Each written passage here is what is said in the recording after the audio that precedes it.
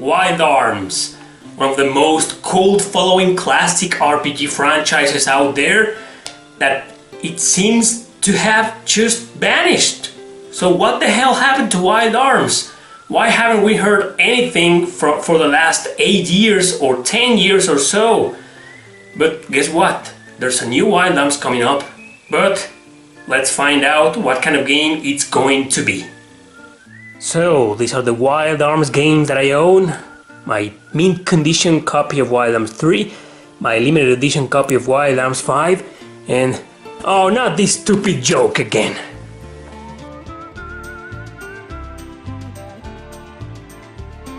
The entire series and every single game in the franchise was created by Media.vision, mainly known for, well, the Wild Arms series and some famous mobile games called Chaos Rings, published by Square Enix. But let's not get into that for now.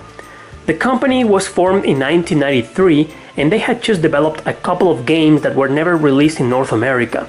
Their second game was this, Rapid Reload, a run-and-gun adventure that, yes, it does remind us of what happened right afterwards in 1996. Wild Arms. Back then, all games of this newly created franchise were published by Sony. It arrived in 1997 to North America and 1998 in Europe. Now, a crucial factor to say is that it was one of the first RPGs released for the PlayStation and one that surprised the world for being a Japanese role-playing video game strongly influenced by the old Wild West. This brought many gamers to play it and the game became a commercial success. However, during that same time, many other great RPGs were being released and its popularity was quickly overshadowed despite its highly positive feedback. So in 1999, Sony released Wild Arms 2, which came to North America in 2000 and sadly it was never released in Europe. Despite being yet another really good game, in my opinion better than the first one, many reviewers destroyed it with criticism. Fans were happy, as a matter of fact, that they had a new Wild Arms, unrelated to the first one however, story-wise, with an excellent cast of characters and still a great gameplay. But important websites and magazines just didn't like it. So it didn't meet any commercial success at all, even though back then the franchise was all over the place, releasing mangas that only they got, and a 22-episode anime called Twilight Venom. Sales outside Japan, however, still weren't good enough. But well, the PS2 was out, so why not try a different approach? Wild Arms 3 came out in 2002 in Japan and North America, and this time they decided to release it in Europe as well in 2003. Thankfully, it did better than the Wild Arms 2. Critics and fans loved the game and were happy to have a third Wild Arms, now for a new console that was rampaging everywhere with dozens of RPGs. Its cel-shaded graphics were a new feature that most people received with a smile. Nevertheless, there were complaints. It did better than its predecessor, yes, but that didn't mean that it was a great RPG, according to critics. They said it was just okay, it lacked something, not the voice acting but variety. It was a repetitive game with an extremely linear story, blah blah blah. Let's just say that this game did fine. In 2003, Ubisoft localized Wild Arms 3 to Europe, but that same year, Sony published Wild Arms Alter Code F, a remake of the first Wild Arms and only in Japan and North America. The latter got somewhat of a limited run print and zero, yes, absolutely zero decent marketing, which was the reason why this remake went below a lot of people's radars. It was a great game, nowadays a hidden gem in my opinion, and received with positive feedback. But it seemed as if it had been successful only in Japan because Sony didn't give a damn about publicity for it in North America. It wasn't released anywhere else, unfortunately, so this excellent remake faded into obscurity. Wild Arms 4 was released in 2005 in Japan and published by Sony once again. Now, sadly, they refuse to bring the game to the rest of the world. 1 year later, XSEED took the reins to release it in North America, while Europe got it from a company called 505 Game Street or 505 Games, an Italian publisher. In any case, guess what happened? Not a commercial success either. It received some positive feedback here and there, but something happened that turned most gamers off, and you're looking at it right now.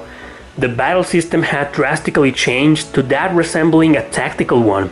Still turn-based, not exactly considered a tactic RPG, but it was just so different now. Why did they have to change it, people asked. I love this battle system and loved it even more on the 5th game, but too bad I belonged back then to a minority. To make matters worse, the localization copies had some bugs. The game was known to freeze at certain areas, and few other errors composed the majority of its complaints. Needless to say, and obviously, this game also failed in the market.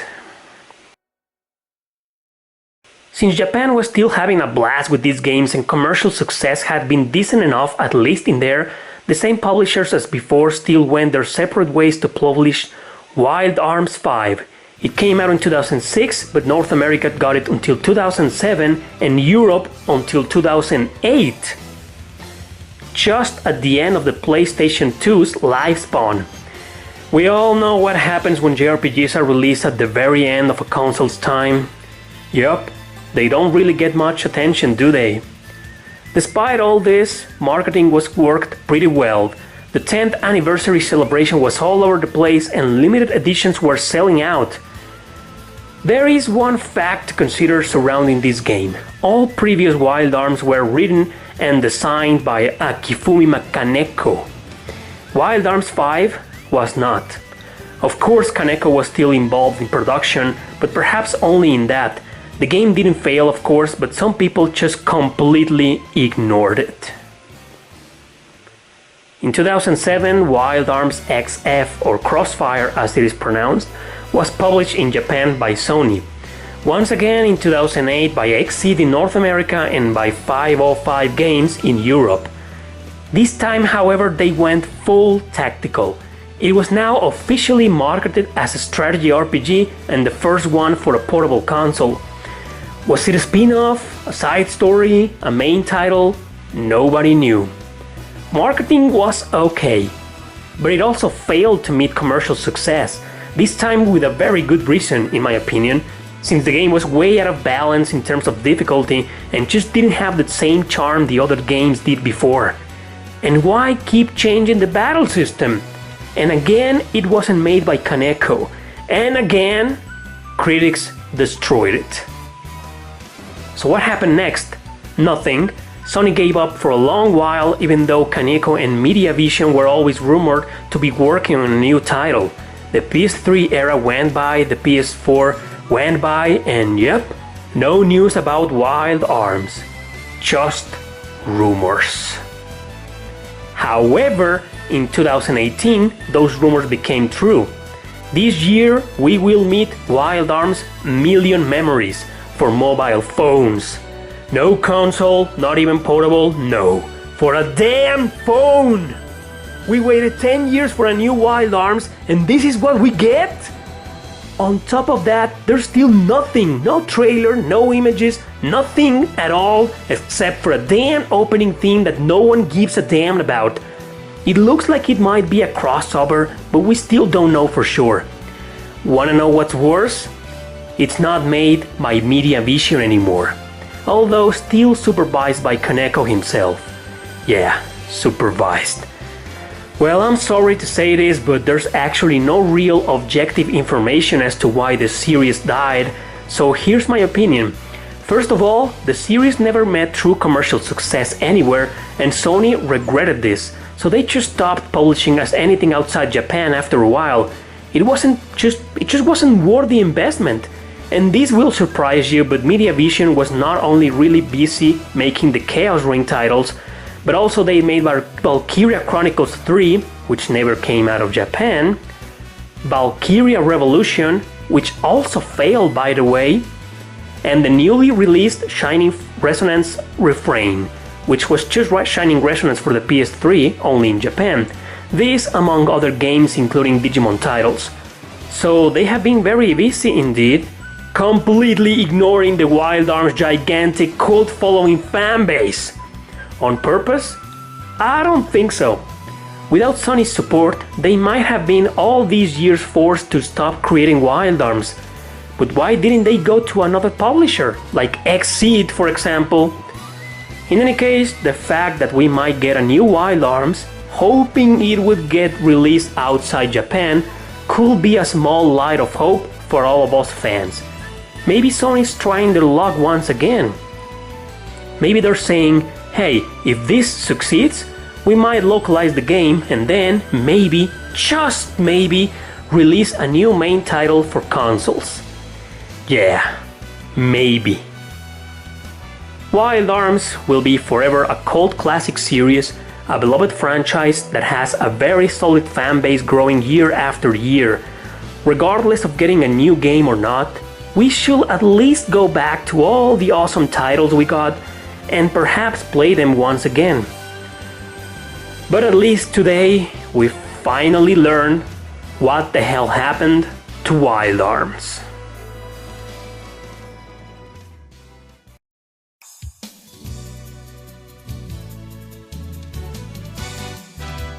For Wild Arms, guys, I hope we get soon a new Wild Arms for a console.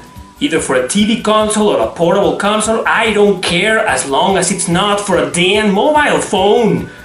But anyways, if they release this in North America or in Europe or wherever, that's something rather than nothing, right? So let us hope we get a new true Wild Arms game someday. Thank you guys for watching. Don't forget to subscribe and share this video with your friends. Yeah, this is not an original copy. I fooled you, didn't I? It's another pirated copy. Yeah, I'm an idiot.